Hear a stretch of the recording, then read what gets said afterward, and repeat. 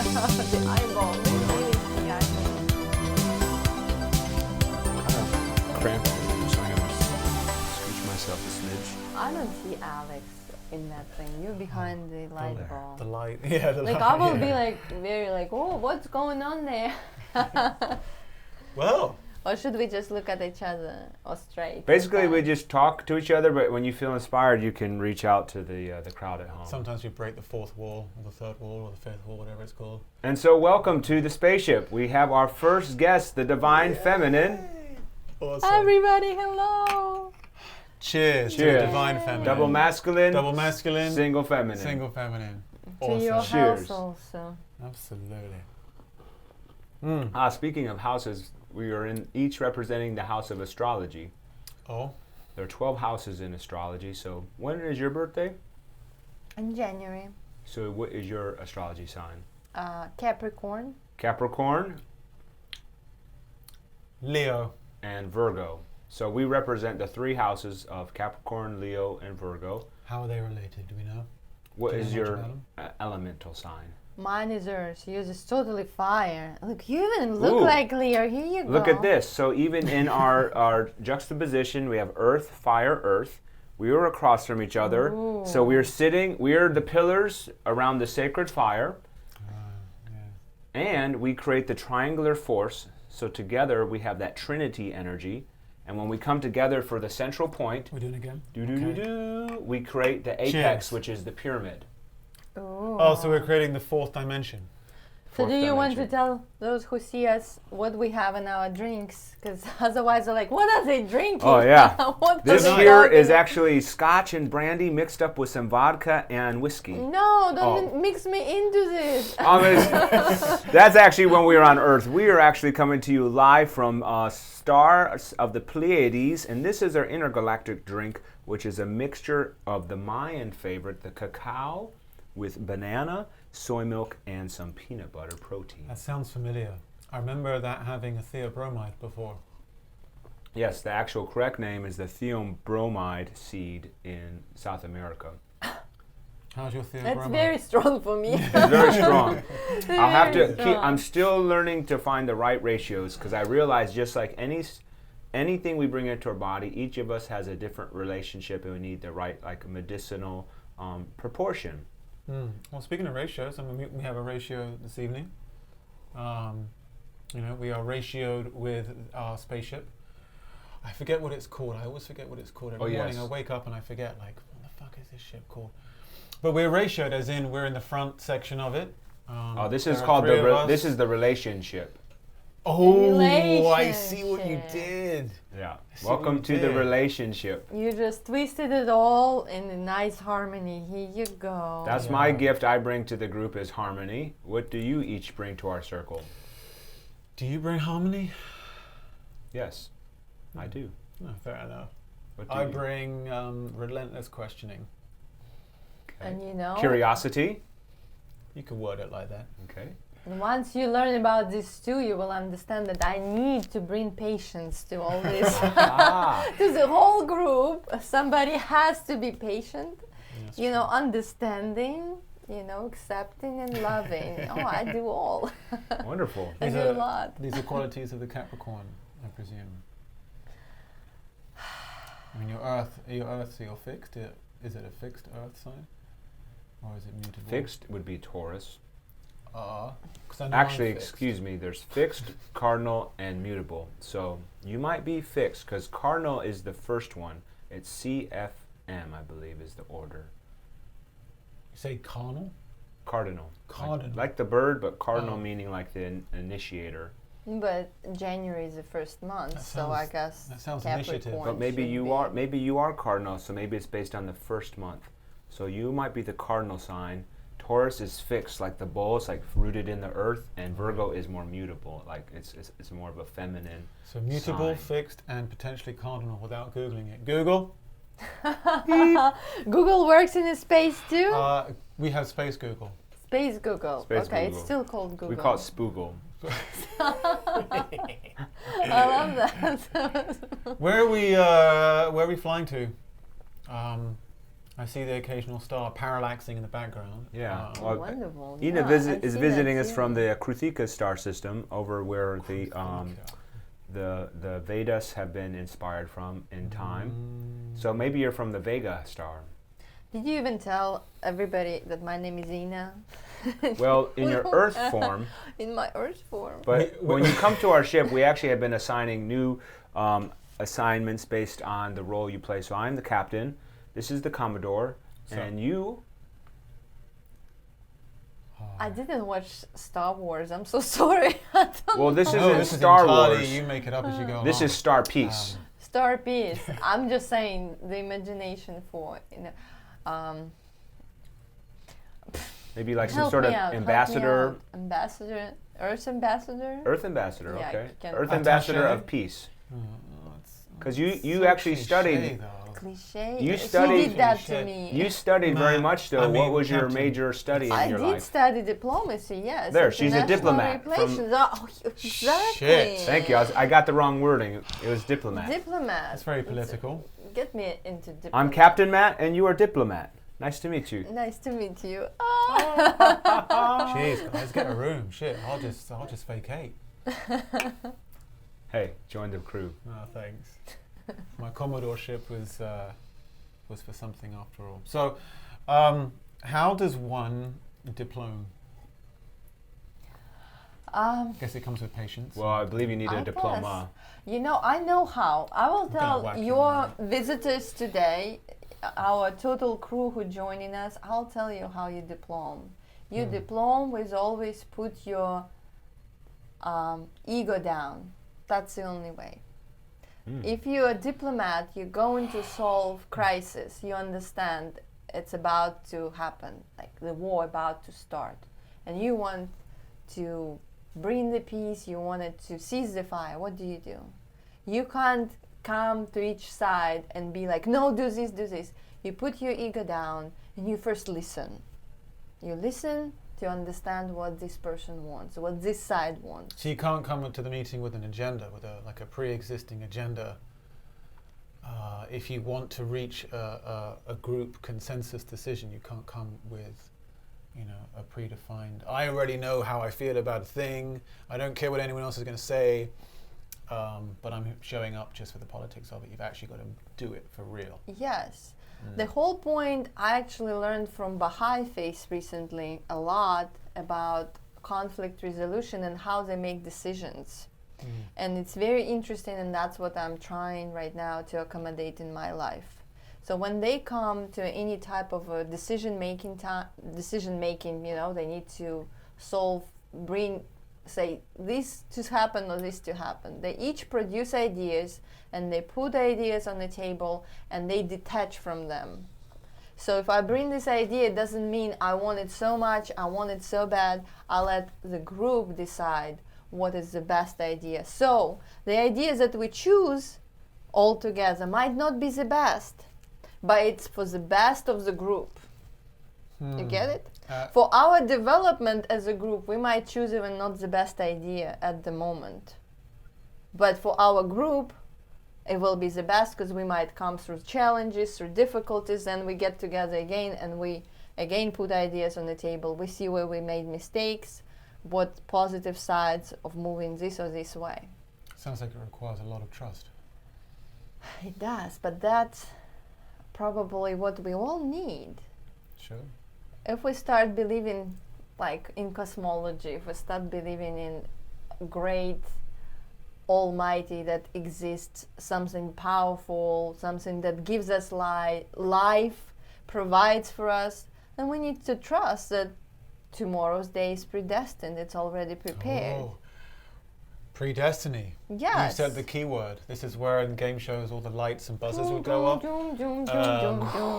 We were having a talk only yesterday about whether one believes in predestiny.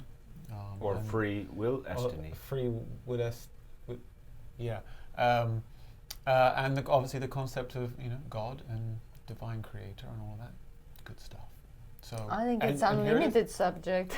Yeah. You can every Yeah. day touch on it and dig more, because it's when there is someone without beginning, without end. That's unlimited. How can you limit it to say, oh, I already spoke about you, you gone, next? I mean, that's unlimited, and that's ever changing, that's ever developing. And I love those subjects. So if we want to continue on that subject, we can, but I would like to hear your input on that. And I'm like, no, I'm superstar talking here. Well, you are. You're visiting us from another star. So superstar, meet the supernova. Well, we went through a very long docking procedure earlier. It took a good 45 minutes to, dock successfully. So it's worth, hanging out a little longer than 10 minutes or however long it's been. So I believe right now we are orbiting a great star, and so we are here to receive its emanations in light because we are interested in the wisdom so we may evolve to our highest potentials. I love how you speak. I just can't do it as eloquent as you can do it. That's why I'm here to listen to you. Oh, sorry, Captain. Captain. Thank you. Yeah. I just Captain Matthew, at your service re- of the relationship. Thank you very much. Yeah. And this is, you can be, when you are in your charming state, commodorable. That's amazing. That's A quite, Leo that's adorable. quite clever. That is quite clever, I'll admit. Yeah. All right. Well, diplomatic. She helped inspire the moment. And you asked her how to diplome, and we actually got a great definition, which I don't think I had ever heard before. Yeah. I think also I learned, as you mentioned, wisdom of Vedas, recently from one great teacher. I read the story, it was written, but it's in a way, one of the opinions, if you're in conflict with someone, again speaking of diplomacy, resolution on the big level or on interrelational level, you need to come with position that you already lost. You know how we come to conflict? I will win, I am right, and that's how we lose essentially, because we all stand our grounds. If you come to the conversation, to the conflict, just try to talk it through and say, to yourself at least, don't say it out loud, it could be something that not everybody can understand, but say to yourself, I already lost.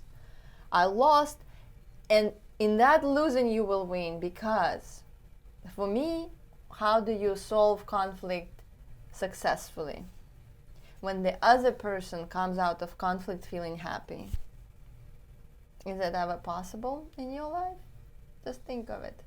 You're in conflict. You have... That's not easy. Because your interest already sharpened and already overlapping. You don't want to give. You always want to get. But then you remember, what if right now I lost this battle and accepted that the other person is right? Because maybe the other person is right, because they see the situation with their own eyes. And they say, that's how I see you in this situation. You're like, no, I'm different. And then I'm like, maybe yes. If there is unlimited amount of views, and you look from here, they look from there, and you're like, you know what? Let's at least find middle ground. So of course, middle ground, say you're right and I'm right. But the highest topic is to say, I'm so wrong and you are so right, and that's where the whole victory happens, especially if it's important relationship for you. Just wisdom of 13 years of marriage. It can help to our listeners. Do you think, like, when you're talking about coming to a meeting or a gathering with the mindset of already having lost, to use your word, I got the impression that it could be a way of creating a polarity, where if you're coming to a meeting charged with I'm right, I'm going to win, I don't care, then obviously the polarity to that is the opposite: loss, failure, and possibly anger, and war and all that stuff.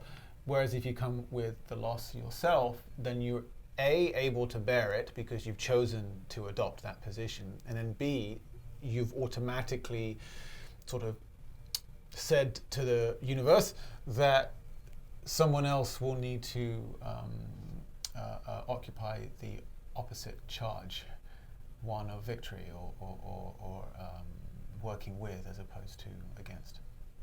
Does that ring sort of true for you as well? Like, do you mean that if you say I lost, do you mean that you automatically, the other person automatically won? Do you think it's that way? I wouldn't say it so simplistically, but if I were to come to a meeting and sort of I've already surrendered my expectations. More speaking perhaps. about two people, maybe it's easier to understand, because to the meeting, I take more of a potential that, give up your idea and try really to concentrate on the best solution for the group. So the expectations are sort of let go of ahead of time. Let go, and that's what very difficult. That is what even to take off the earth, we needed so much power to let it go, all this dependency, attachment, something that brings us down. And sometimes you say, this is my idea, but is it really yours? Shit. Where your ideas come from, and why do you need to stick to it with such a power, such strength, and sometimes such madness? No idea. Because sometimes I am in that mad state where I'm like, no, that's how it is. And then when I think to myself, and what? And what if in that time I would say, hey, you're right, what would create? It's like that space, it actually creates imbalance for person who thinks he's right, and the person who thinks he's right, he is ready for confrontation. Don't you think so? Sure. He's ready that you will be against and you will say he's wrong. He's ready for that. But when you say, no, you're right, it's like imbalance. Oh, wow, what? Are you sure I'm right? It's imbalance, and then person gets respect for you, and then it's easier for that person to listen to you and to hear what you have to say. And then what's the point of that conversation for you. What's the point? If for you the whole point, the whole goal is to create peace and happiness, then you're not coming from position I'm lost. I lost the battle. You come from position I want to win the peace, and then I can even lose my position right now, lose my belief, even when you say, and because it's contributing to the peace being one for all. Yes, and that's where it's very difficult. I don't say it's the easy one, and I'm trying only to work on that in my head sometimes, because I know how easy our egos are, touched and actually, rubbed upon. I'm like, no. And I also think that there are certain principles that you cannot let go. That's also, I believe. Maybe one day it also will happen to me, and I will say, oh no. But I believe that there are certain principles, especially like our,